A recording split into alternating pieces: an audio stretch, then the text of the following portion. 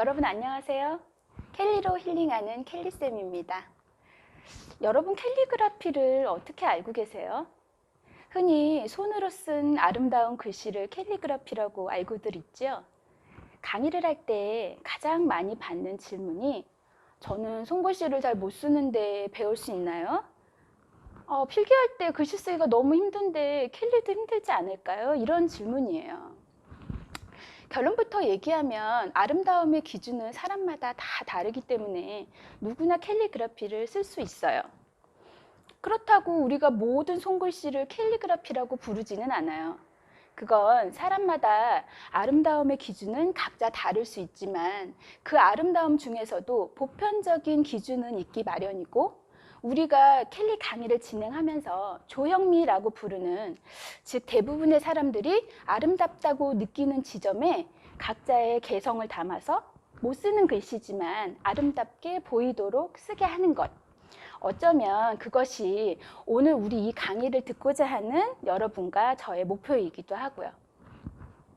그렇다면 아름답게 보이도록 쓰는 손글씨가 모두 캘리그라피인가 하면 그건 또 아니에요.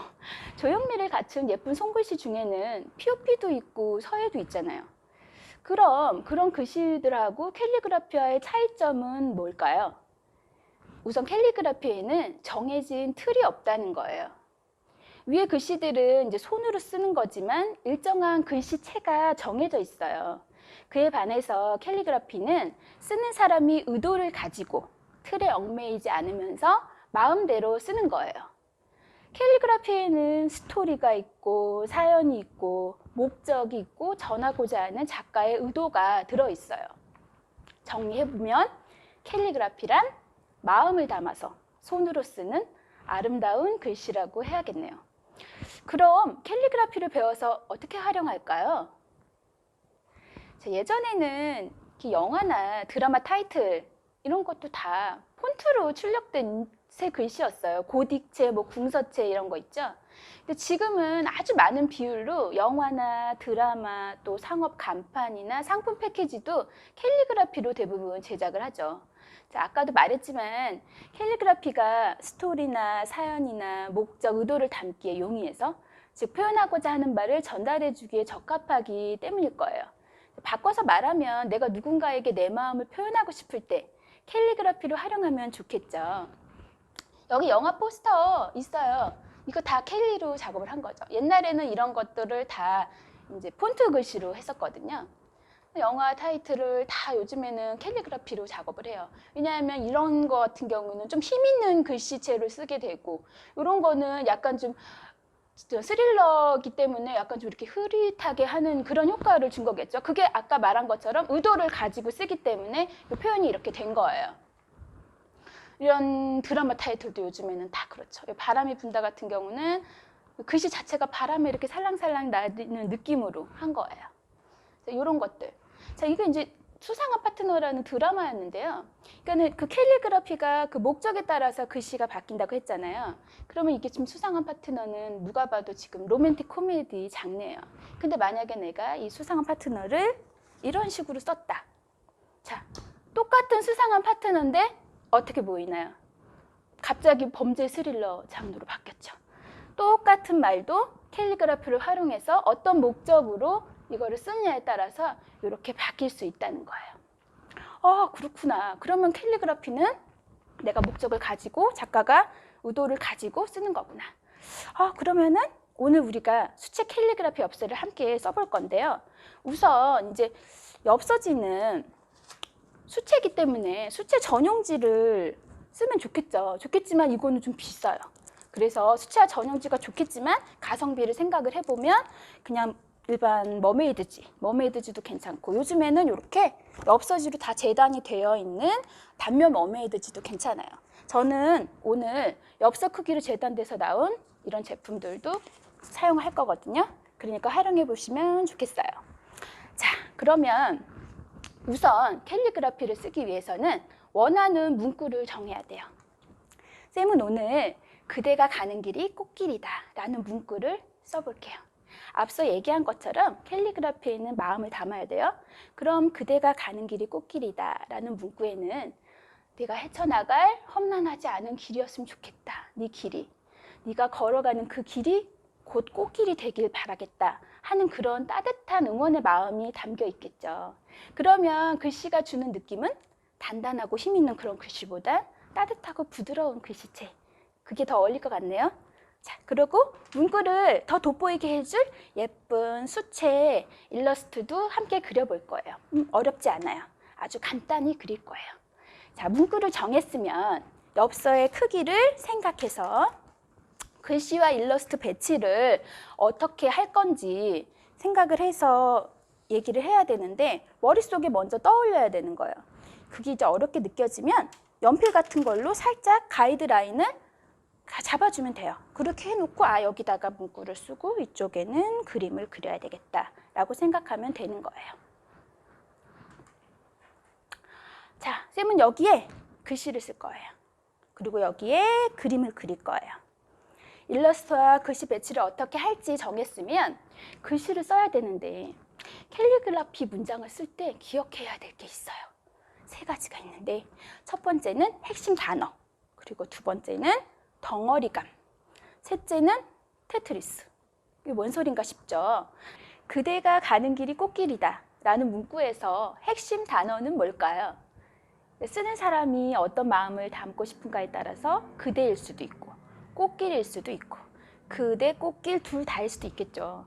핵심 단어라는 건 그 문장에서 전하고 싶은 마음을 강조해요. 강조하는 방법은 글씨의 자음이나 모음의 크기, 굵기, 기울기, 느려쓰기 등등 여러 방법이 있겠죠. 덩어리감은 이 문장이 하나의 덩어리로 보여야 된다는 뜻이에요. 그대가 가는 길이 꽃길이다라는 문장이 빈 곳이 없도록, 그러니까 하나의 덩어리로 모여 있어야 보는 사람이 편안함을 느껴요. 그리고 메시지 전달이 잘 되고요. 그러니까 조형미를 느낄 수 있죠. 그러니까 우리가 멋지다, 되게 좋다라고 느낀 캘리그라피는 작품들을 찾아서 한번 확인을 해보면 대부분 문장이 하나의 덩어리로 보인다는 공통점이 있어요. 그러니까 처음 얘기한 그 조형미, 그러니까 사람들이 느끼는 보편적인 아름다움과 일맥상통한다고 보면 돼요. 자, 한번 여기 두 문장을 비교해 볼까요? 이렇게 보면, 자, 어느 쪽이 더 편안하고 예뻐 보이나요? 처음 캘리그라피를 쓰는 사람이 초보들이 가장 많이 하는 실수이기도 해요. 글씨 하나하나 정성껏 쓰긴 썼어요. 썼지만 눈에 잘 안 들어오는 거예요. 그럴 때는 덩어리감이 부족한 경우가 많거든요. 그때 잊지 말고 떠올려야 되는 것이 바로 테트리스예요. 여러분 테트리스 게임을 알고 있나요? 여러 가지 모양의 틀이 내려오면 블록처럼 딱 맞춰서 줄을 지워 나가는 게임이에요. 빈칸을 만들지 않아야 오래 버티고 또 오래 버틸수록 많은 점수를 얻는 그런 게임이에요. 자, 덩어리감이 느껴지도록 문장을 모아 쓰되 줄간, 행간에 비어있는 곳이 보이지 않도록 테트리스처럼 글자 사이사이를 메꾸듯이 써보세요. 자, 정리해보면 핵심 단어는 글씨의 크기, 굵기, 기울기, 느려쓰기 등등을 활용해서 강조할 것. 자, 그 다음에 문장 전체가 한 덩어리로 보이도록 쓸 것. 그 다음에 줄간, 행간의 빈 공간을 테트리스처럼 글자 사이사이를 메꾸듯이 쓸 것. 자, 이렇게만 기억하고 쓰면 지금 본인이 쓴 글씨, 그게 더 아름답게 보일 거예요. 거기에 어울리는 예쁜 수채 일러스트가 곁들여진다면 더 좋겠죠. 수채 일러스트는 문장하고 어울리는 간단한 그림이 좋아요. 그러니까 일러스트에 너무 힘을 주면 화려한 그림에 눈이 가서 담고 싶은 마음, 전하고 싶은 진심이 묻혀버릴 수도 있어요. 캘리그라피가 주인공이 될 수 있도록 일러스트는 신스틸러의 역할만 해주면 돼요. 자, 수채는 물을 잘 써야 되는데 생각보다 충분한 물이 필요합니다. 그러니까 여기에 꽃을 그려볼까요?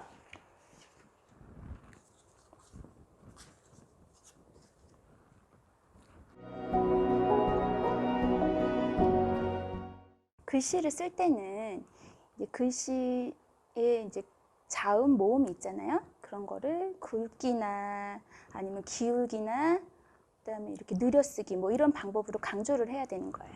이렇게 하면 선생님 여기다 글씨 쓸게요. 그대가 얇게 쓰기도 하고 굵게 쓰기도 하고 그대가 그다음에 핵심 단어는 꽃길이라서 선생님은 꽃길로 할 거거든요. 가는 길이. 자, 꽃길을 강조해야겠죠? 그러면 굵게도 했다가 얇게도 했다가 느려쓰기도 하고 꽃길. 꽃길이다. 이렇게 글씨가 됐으면 저는 선생님 여기다가 이렇게 그림을 그릴 거예요. 예쁜 꽃 일러스트 그림을 그려볼게요.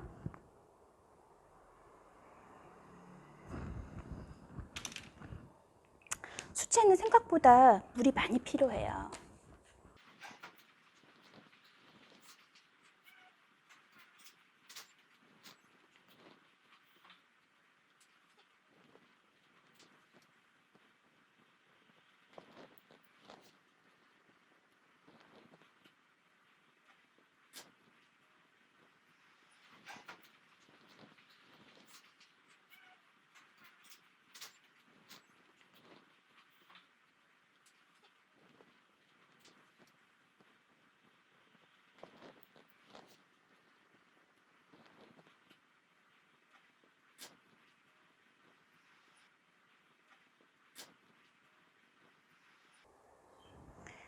처음에는 물을 많이 해서 연하게 색칠을 해요.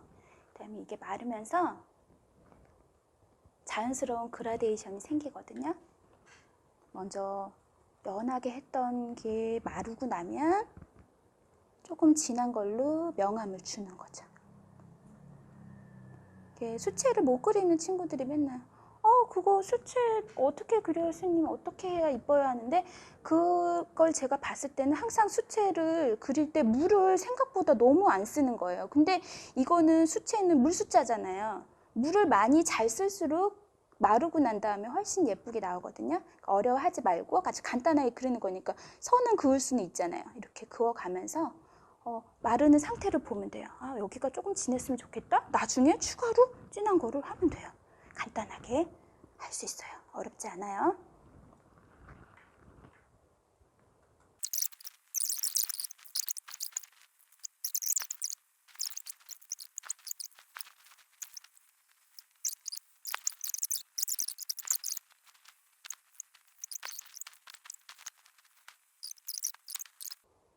그리고 친구들한테 한번 얘기해주고 싶은 게 있는데 수채를 할 때 내가 빨간색을 가지고 분홍색을 만들고 싶다고 해서 거기다가 흰색을 섞으면 탁해져요.